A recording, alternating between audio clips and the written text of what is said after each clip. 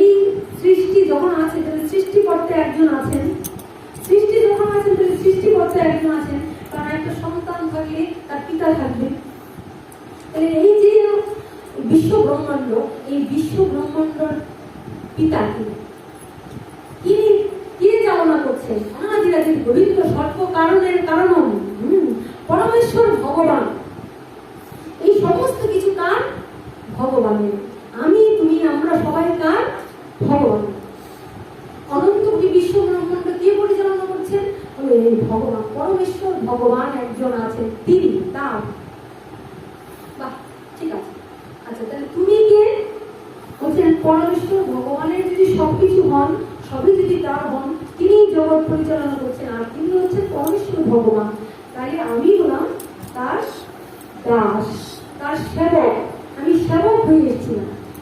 অনেক কিছু দীক্ষা নেই, কেউ কি জানেন যে আমার কি কাজ, আমি কেন আসছি, ভগবানকে, আর আমার কি কাজ?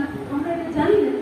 আমরা কত কাজই না করলাম সারা দুনিয়া জীবন ভরে, কাজ করতে করতে একদম শেষ দিন পর্যন্ত কাজ করতে করতে মৃত্যুর দুয়ারে ঢুকে গেলাম। তাও আমি আসল কাজটাই জানলাম না, আমার কি কাজ, কেন এলাম। আমি কেন যে এসেছি এখানে, আমি কেন যে এসেছি এখানে, সে কথা কখনো নাহি ভাবি মনে।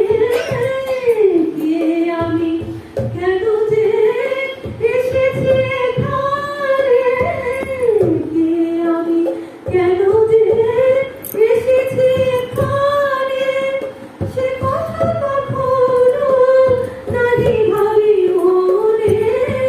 কখনো ভোগেরও, কখনো দেবেরও, কখনো ভোগেরও, কখনো দেবেরও, ছলনায় এ মননা আছে। ওরে প্রাণের ঠাকুর গোরা, প্রাণের যাতনা কেন বুঝো না, হয়েছি আপন হারা। ওরে প্রাণের ঠাকুর, গৌর ঠাকুর, প্রাণের ঠাকুর কে? নদিয়ার গোড়া, নদিয়ার গৌরচন্দ্র, যিনি একাধারে ভগবান এবং ভক্ত। ভক্তকে ভক্তি শিক্ষা দেওয়ার জন্য ভগবান ভক্ত হয়ে গেলেন। তাকে বলছে ওরে প্রাণের ঠাকুর গোড়া, প্রাণের যাতনা কেন যে বুঝো না। আমরা প্রত্যেকে যাতনা ভোগ করছি না? কেউ দেহের যাতনা ভোগ করছি, কেউ মানসিক যাতনা ভোগ করছি। আমরা তো যাতনা পাচ্ছি পাচ্ছি। দুঃখ নাই কার জীবনে? কম বেশি সবার জীবনে দুঃখ আছে। তাহলে আধ্যাত্মিক, আদি ভৌতিক, আদি ভৌতিক কিতাব চালায় আমরা জর্জরিত। তাহলে আমরা এই যে দুঃখ পাচ্ছি কেন বুঝবো না? হয়েছি আপন হারা। আপন কে? হে আপন, হয়েছি আপন হারা, তাই তো যাতনা যন্ত্রণা ভোগ করছি। আপন কে? যাই গৌর হলি, অনাদিরাদির গোবিন্দ, সেই আপন হারা হয়েছে। আপনি যে আছে আপনার মাঝে নিখিল জগতে কি অভাব আছে, কিন্তু আমরা তো আপন জনকে হারিয়ে ফেলেছি, ভুলে ফেলেছি। কেন ভুলে ফেলেছি? ওই মায়ার রাজ্যে এসে, মায়ার জগতে এসে আপন জনকে হারিয়ে ফেলেছি। দেখো, যদি কেউ একজন আমাকে রাস্তার মধ্যে দেখতে পায়, যদি আমাকে জিজ্ঞাসা করে এই তোমার নাম কি গো, আমি বলছি আমি জানি না। তুমি কোথা থেকে এসছো? বলে আমি জানি না। আচ্ছা, তুমি কোথায় যাবে? বলে আমি তাও জানি না। তাহলে তাকে আমরা তখন কি বলবো? বারবার জিজ্ঞাসা করছি তোর নাম কি, তোমার নাম কি বলো? বলছে আমি তোর নাম কি জানি না। তোমার বাবা কে? বলে জানি না। তোমার বাড়ি কোথায়? বলে জানি না। তো কোথা থেকে এসছো? বলে আমি তো জানি না। তা কোথায় যাবে? বলে আমি জানি না। তো তাকে আমরা কি বলবো? হ্যাঁ, পাগল বলবো।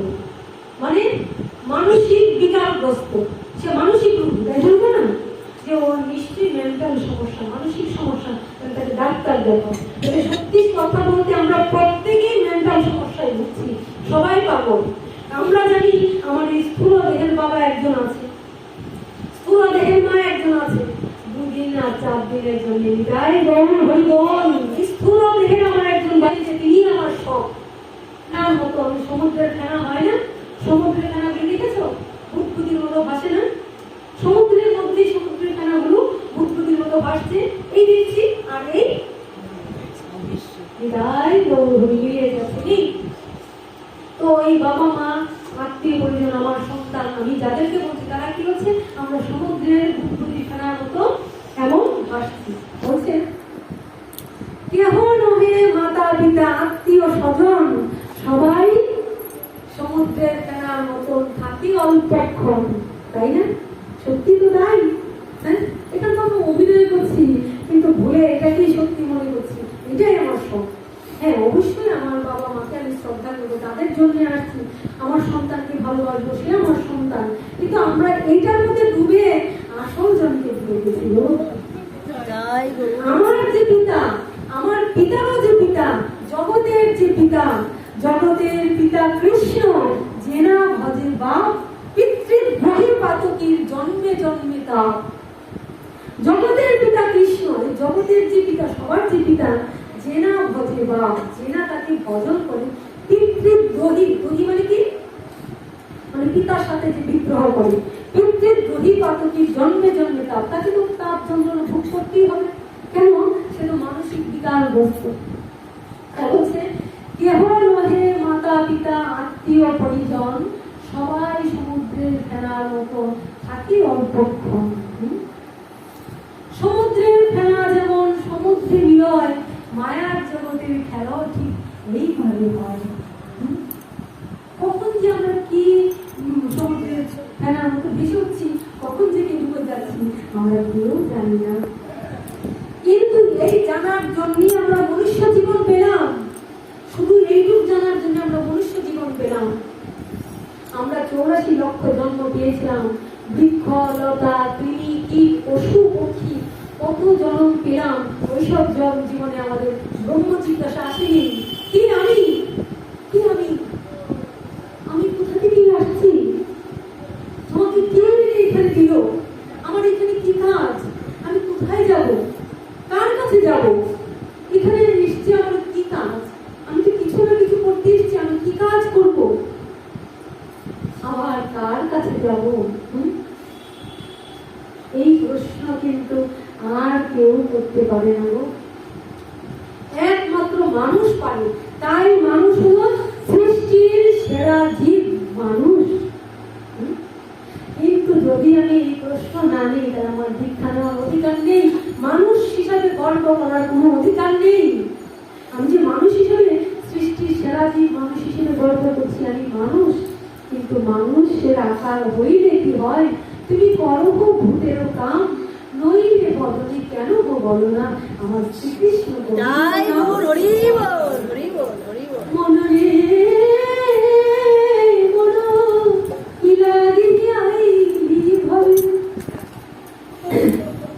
এমন জীবনী আমার হরি না ভজিলে সে তুই মানুষ করে।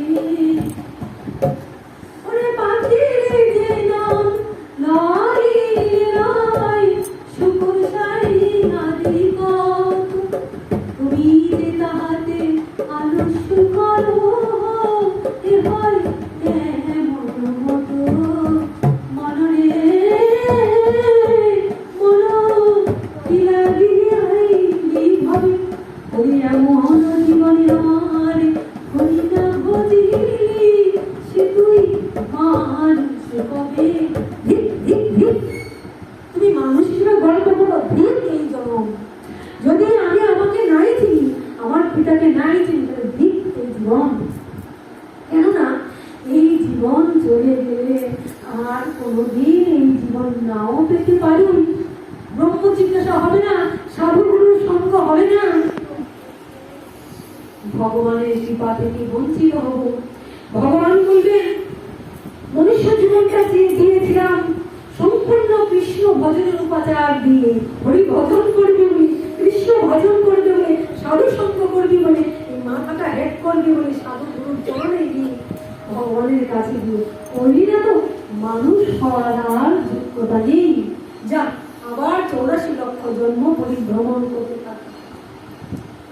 এই যে 4 লক্ষ জন্ম পেলাম, এই 4 লক্ষ জন্ম কিন্তু আমরা মানুষ হতে পারি কেমন জানো? কেউ হয়তো আমরা বিকলাঙ্গ হয়ে জন্মাই, কান পাই না, কর্ণ পাই না, কোনো কথা শ্রবণ করতে পারি না, চক্ষু পাই না, ভগবানকে দেখতে পারি না, শ্রী বিগ্রহ দর্শন করতে পারি না, সাধু গুরু দর্শন করতে পারি না, মুখ পাইনি যে মুখ দিয়ে আমরা হরি কথা বলবো। তাই হচ্ছে নইলে বদনে কেন বলো না আমার শ্রীকৃষ্ণ গোবিন্দ নাম, ওরে দিবস রজনী আবল তাবল, ও তুমি দিবস রজনী আবল তাবল, কতই পেঁচাল বাড়িতে পারো, ওরে তাহারও ভিতরে কখনো কিয় মন তুই আমার গোবিন্দ বলিতে না, তুমি বললে না শ্রীকৃষ্ণ গোবিন্দ নাম, একবার বললি না শ্রীকৃষ্ণ গোবিন্দ নাম।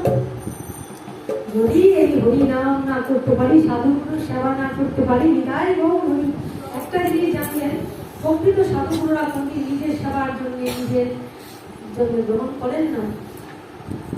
সেই প্রকৃত সাধুগুরু নিজেও ভগবানের সেবা করেন, আর তার অনুগত মানে যারা তার প্রতি অনুগত শিষ্যদের ভগবানের সেবায়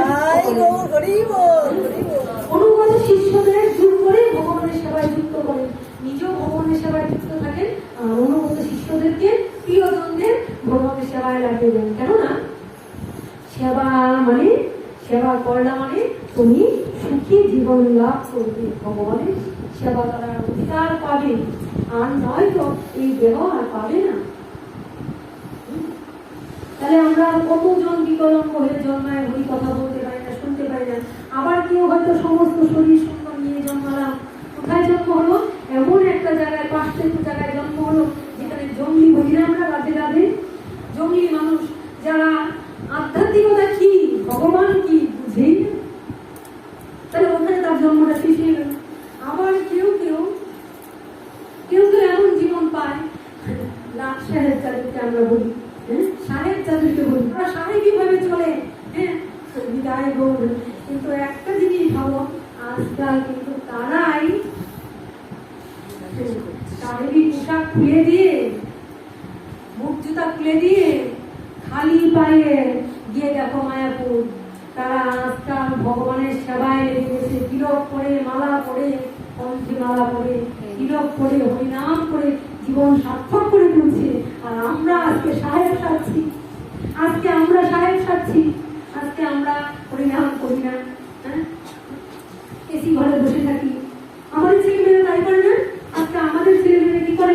কোট প্যান্ট পরে, স্টাইল করে। আর ওদের ছেলেমেয়েরা আজকাল তিলক করে, আজকে ভগবানের নাম করে, নিরামিষ আহার করে। আজকে আমরা মনে করি আমিষ আহার করে বিশাল খাবার খেতে পারি, আমরা উন্নত মনে করি। আর তাদের ছেলেমেয়েরা আজকাল ভক্ত হচ্ছে, তাহলে কে উন্নত? তাই বলছে ওই ধনী ধনী নয় গো, ধন থাকিলে হয় না ধনী, কৃষ্ণ ধন যার নাই হিয়ায়, কিবা ধনী কিবা গরিব বুঝা বড় দায়। তো বিচারটা কখন হবে? তুমি গাছতলায় থাকলে না সাততলায় থাকলে, ওইটা বিচার হবে না। ওই মানুষের দেহ পেয়ে কতবার কৃষ্ণ নাম করলে, কত সাধু সঙ্গ করলে, কত সাধু ভক্তকে মান্য করলে, কি আচরণ করলে, ওইগুলি লিখা হয়ে যাবে হৃদয় গৌর। তাই কি করতে হবে? আমাদের অহংকার ভুলে ভগবানের চরণে আমাদের আত্মসমর্পণ করতে হবে। আত্মসমর্পণ করে বলতে হবে, হে প্রভু তুমি পিতা, আমি সন্তান, তুমি প্রভু, আমি দাস, আমি কি আমাকে সমর্পণ করতে পারি? আমাকে তুমি তোমার সেবায়, তোমার কাজে টেনে নাও প্রভু। সাধুগুরুর সেবা করতে হবে। ভগবান কোথায় আছে? ভগবান কোথায় আছে? অর্জুন আর ভগবানের কথোপকথন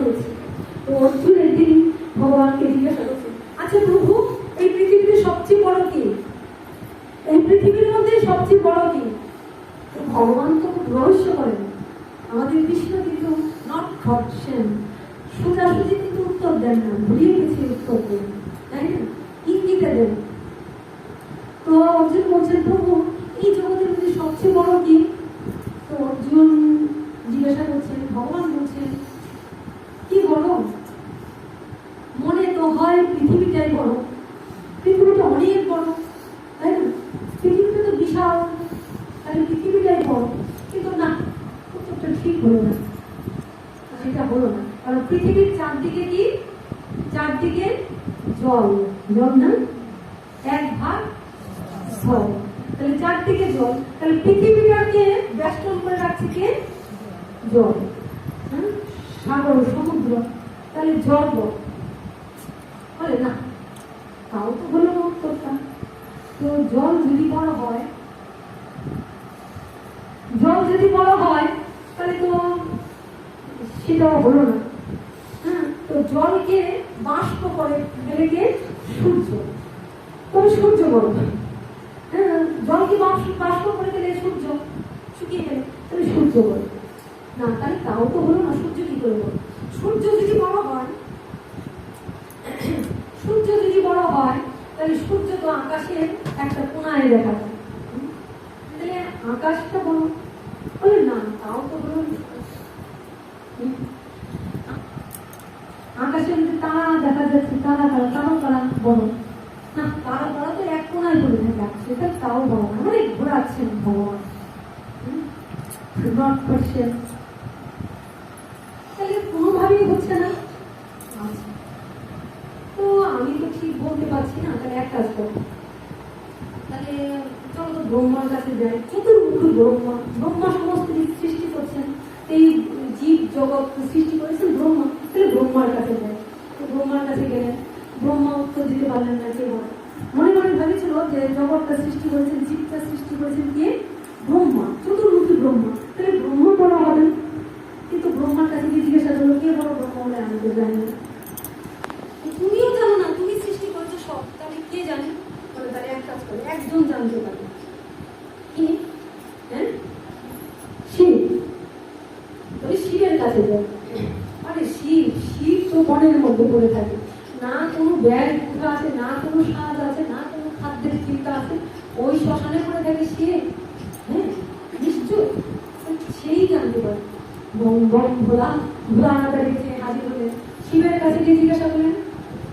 শিব বললো, আমি তো জানি না কে বড়, আমিও তো জানি না, তুমিও জানো না, তাহলে কার কাছে যাবো? শিব বললেন, তাহলে এক কাজ করুন, আমিও তো জানি না, দেখো বিশ্ব ব্রহ্মাণ্ডে জড়ো করলো, কেউ জানলো না, ব্রহ্মাকে জড়ো করলো, কেউ জানলো না। শিবের কাছে গেলেন, জানলেন, শিব বললেন না জানি। শিব বললেন, তো আমি এক কাজ করতে পারি, আমি বলতে পারি, বিষ্ণু জানতে পারেন, তাহলে চলো বিষ্ণুর কাছে। তো সবাই মিলে গেলেন কোথায়? বিষ্ণুর কাছে। বিষ্ণুর কাছে গিয়ে বললেন, বলো তো বিষ্ণু, এরকম এরকম ঘটনা, পৃথিবীতে সবচেয়ে বড় কে? বলছে পৃথিবীতে সবচেয়ে বড় তো জানি তো যে গীতায় ভগবান নিজেই বলছে, নিজের পরিচয় দিয়েছেন, নিজেই বল, তাই না? অহং সর্বস্ব প্রভব, আমি সবকিছু, অহং সর্বস্ব প্রভব, আমি সমস্ত কিছু, মত্ত সর্বং প্রবর্ততে, গীতায় বলছেন অহং সর্বস্ব প্রভব মত্ত সর্বং প্রবর্ততে। আমি তো অর্জুনকে বললাম যে পৃথিবীতে সবচেয়ে বড় কে? না আমি, আমি বড়, আমি বললাম, কিন্তু আমি কি করে বড় হলাম? ভগবান বলছেন, আমি তো বললাম যে আমি বড়, আমার থেকে সবকিছু, আমি বিষ্ণু, আমার নামী পদ্ধতিতে ব্রহ্মার সৃষ্টি, তারপরে জগৎ সৃষ্টি, আর আমি বলছি অহং সর্বস্ব প্রভব মত্ত সর্বং প্রবর্ততে। এই সমস্ত কিছু মধ্যে যাহা কিছু আমি সমস্ত কিছু না, আমাকে জানতে শ্রেষ্ঠ, আমার চেয়ে শ্রেষ্ঠ কিছু নেই, তাহলে আমি বড়। কিন্তু আমি কি করে বড় হলাম বলতো? কারণ আমি তো বলছি অহং ভক্ত পরাধীন, তাহলে আমি অধীন হয়েছে ভক্তের কাছে, তাহলে আমি যদি ভক্তের অধীন হই, তাহলে তো ভক্ত আমার বড়, আমি তাই আমি যদি ভক্তের অধীন হই, তাহলে আমার তো ক্ষমতা নাই, তাহলে ক্ষমতাটা কার কাছে? তাহলে ভক্তের কাছে। আমি বলছি যে ভক্ত বদলে আমি আহার করি, ভক্ত বদলে খাই, ভক্ত সঙ্গে চলে দিই, ভক্ত দিলে খাই, ভক্ত না দিলে প্রবাসী যায়। ভক্ত আমার নাম রয়েছে, বাঞ্ছা কল্প স্বার্থপর, আমি ভক্তের অধীন। ভক্ত কোন সময় রাগ করে আমাকে ফেলে দিয়ে, কোন সময় রাগ করে আমি তো ভক্তকে অনেক কষ্ট দিই, কারণ যে করে আমার আশ তার তুমি সর্বনাশ, তোমার যদি না ছাড়ে পাশ তবেই হই আমি তার দাসীর দাস। ভক্তকে তো অনেক কষ্ট দিই, কোনো সময় ভক্ত আমাদেরকে রাগ করে আমাকে ছেড়ে ছেড়ে চলে যায়। তা আমি তখন কি করি, তখন আমি ভক্তের পিছনে পিছনে ছুটতে থাকি। সনাতন গোস্বামী ভগবানকে নিয়ে থাকেন, রুজ রুজ রুটি করে, পুরা রুটি শুকনা রুটি জ্ঞান সেবা। এবার ভগবান চিন্তা করেন, ভগবান তো কিছু চান না গো, ভগবান চান তার ভক্ত, ভক্ত যেমন চান ভগবান ভালো থাকো, ভগবানও চান ভক্ত ভালো থাকো। ভগবান চিন্তা না হবে, আমার জন্য সনাতন কত কষ্ট করে, একটু মিষ্টি দেয় না, একটু সবজি পায় না, কত কষ্ট করে খায়, একটু নুনও দেয় না, তাই এটা কোনো মুখে স্বাদ হয়? তাই স্বপ্ন দিলেন।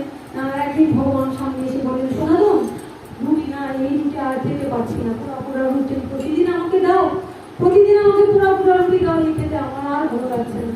সনাতন আমাকে না একটু নুন দিয়ে দিও, তাহলে অন্তত জিভে একটু স্বাদ পাবো। সনাতন বলছে, যা দিই সেটাই তোমার ভাগ্য, এটাই তোমার কপাল।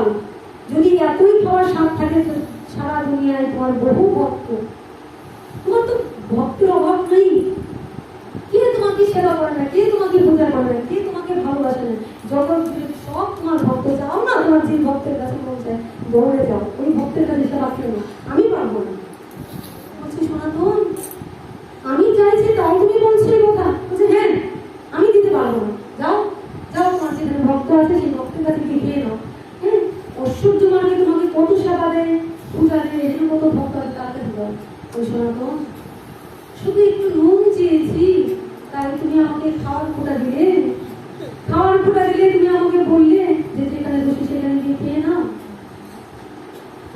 বলছে, দেখো অনেক খেটে খুঁটে অনেক কষ্ট করে তোমাকে এইটুক দিই, আবার কার কাছে গিয়ে আমি নুন মাখবো? আমি পারবো না, তোমার নুন তুমি জোগাড় করে নাও, তোমার নুন তুমি জোগাড় করে নাও, আমি পারবো না। ভগবান বললো, তাহলে আমি চললাম। বলে, হ্যাঁ হ্যাঁ হ্যাঁ, যাও যাও, তুমি চলে যাও। চলে গেল। সনাতন আর ডাকে না, অন্তরে তো কষ্ট হচ্ছে গো, ভক্ত যখন কষ্ট পাক, ভক্ত ভগবানকে ছেড়ে থাকতে পারে? সনাতন আর ডাকছে না, বলে না ডাকবো না, যাক যেখানে বসে। সন্ধ্যা হয়ে যাচ্ছে, মনে মনে কাঁদছে, মনে মনে ডাকছে যে দিনের পর দিন তোমায় এত ভালোবাসি, এত ডাকি, আজ তুমি চলে গেলে আমাকে ছেড়ে, আজ তুমি পারলে, যা আমি ডাকবো না। তো ডাকে না, ভগবানও আসেন না। সন্ধে নাগাদ সারাদিন ঘুরে ঘুরে দেখছে, এটাই গৌরী, কারো কাছে তো এই টানা নাই। সনাতন যে ভালোবাসা বাসে, ওই ভালোবাসে কি বাসে, ভালো যাকে বাসে তাকেই তো ভগবান কষ্ট বেশি দেন গো। নারদ মুনি আর ভগবান ছদ্মবেশী পৃথিবীতে এসেছিলেন না, কত দুয়ারে দুয়ারে গিয়ে ছদ্মবেশ ধরে ভগবান তার ছদ্মবেশ ধরে দুয়ারে দুয়ারে খাবার চাইলেন।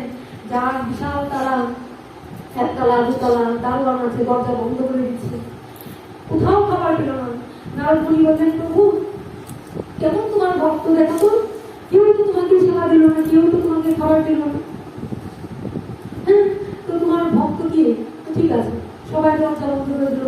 ভগবান আশীর্বাদ করছে, যার যতটুকু আছে তার আরো আরো হোক, আরো আরো হোক, যার সুতলা আছে তার চারতলা হোক, যার চারতলা আছে তার ছয়তলা হোক, আরো ছড়ি হোক। নারদ মুনি বলছি, কি প্রভু তোমাকে একটু জল দিল না, তুমি তাকে আশীর্বাদ করছো? বলে, হ্যাঁ হ্যাঁ নারদ, আমার অভিপ্রায় বোঝার সাধ্য কি, তুমি আমার সঙ্গে চলো না। যাচ্ছে নারদ। এবার যেতে যেতে সব জায়গায় ঘুরে গেল না, একটা ঘরে গিয়ে ঢুকেছে বুড়ি, বৃদ্ধ শরীর আর দিচ্ছে না, আর একটা মাত্র গাভী, যে গাভী বিক্রি করে, গাভীর দুধটা বিক্রি করে ওটা দিয়ে একটু চাল এনে ভগবানের সেবা লাগান।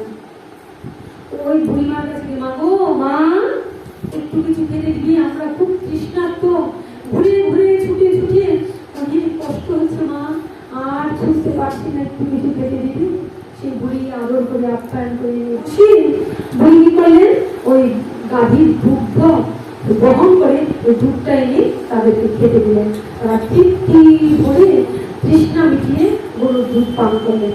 এবার বেরিয়ে যাচ্ছে, নারদ মুনি বলছে, প্রভু সবাইকে তো আশীর্বাদ দিলে, তাকে আশীর্বাদ দিবে না? বলে, হ্যাঁ হ্যাঁ আমি সবাইকে আশীর্বাদ দিই, যে দিল না তাকে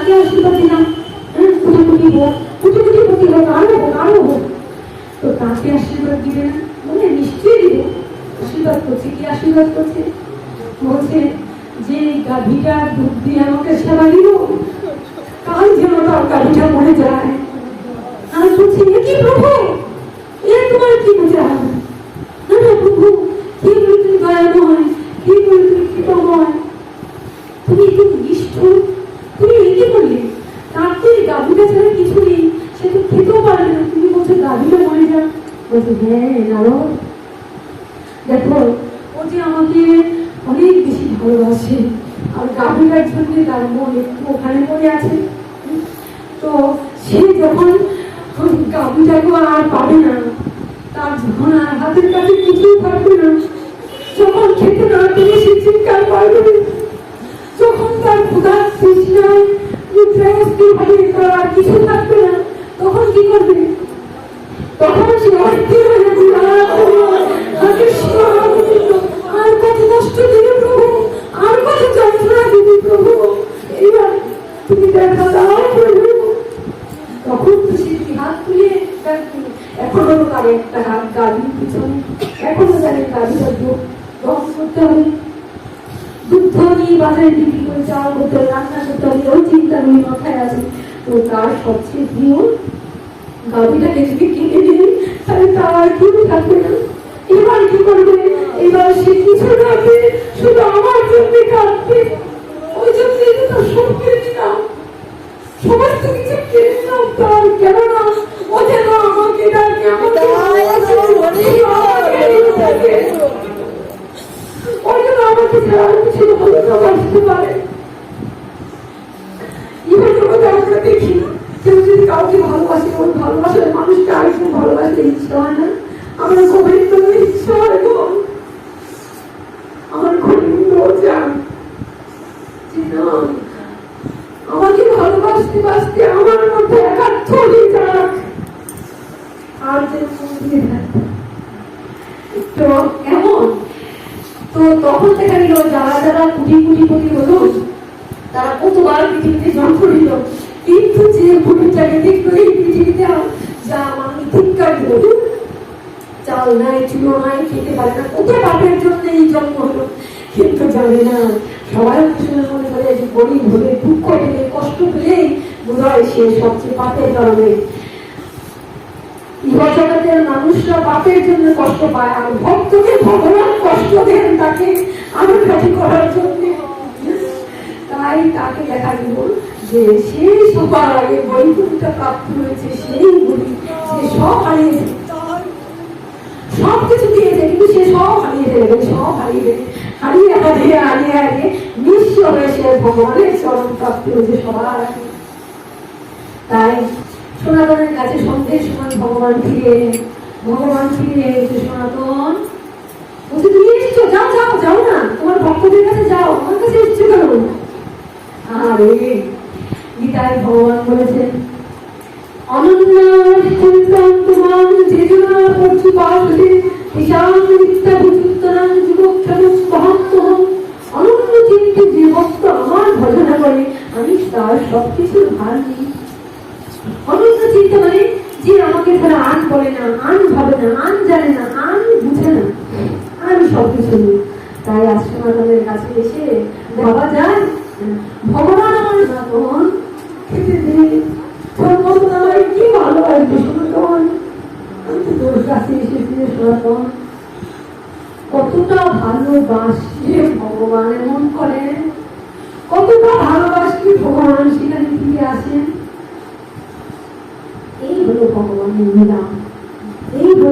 তো ওই মনুষ্য জীবন দিয়ে যদি আমরা ভগবানকে না জানি, তাহলে কিন্তু আমাদের জন্ম মৃত্যু চক্রে বারবার আসতে হবে, কত কষ্ট, অশেষে বিশেষে দুঃখ পেতে হবে। ঠাকুর গৌর সুন্দর সোনার ঠাকুর, প্রাণের ঠাকুর কে? নদিয়ার গোড়া, নদিয়ার গৌরচন্দ্র, যিনি একাধারে ভগবান এবং ভক্ত। ভক্তকে ভক্তি শিক্ষা দেওয়ার জন্য ভগবান ভক্ত হয়ে গেলেন। তাকে বলছে, ওরে প্রাণের ঠাকুর গোড়া, প্রাণীর যাতনা কেন তুই বুঝবো না? এসে আপন হারা, তাই তো যাতনা যন্ত্রণা ভোগ করছি। আপন কে? তাই গৌর হলি, ওনাদের গোবিন্দ, সেই আপন হারা হয়েছে। আপনি যে আছে আপনার মাঝে নিখিল জগতে কি অভাব আছে, কিন্তু আমরা তো আপন জনকে হারিয়ে ফেলেছি, ভুলে ফেলেছি। কেন ভুলে ফেলেছি? ওই মায়ার রাজ্যে এসে, মায়ার জগতে এসে আপন জনকে হারিয়ে ফেলেছি।